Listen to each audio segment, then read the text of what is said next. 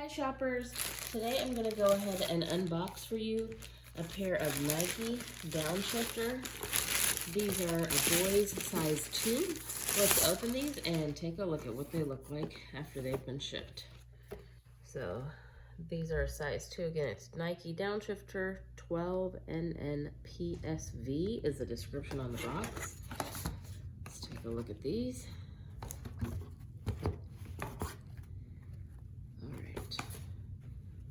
Interesting that the inside packing is all out of there, but anyway. All right, so it's a nice little gray, the navy blue. You've got your little neon yellow swoosh sign. It's got a Velcro. Let's see.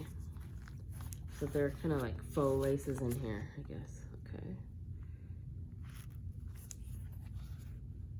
Pretty lightweight.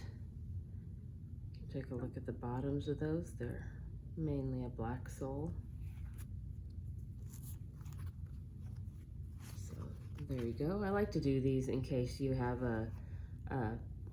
in case you're considering buying these and just like to see what they look like before you purchase them. I bought mine from Academy. I'll go ahead and put a link for these in the description if you're interested. Hope that was helpful and thank you for watching.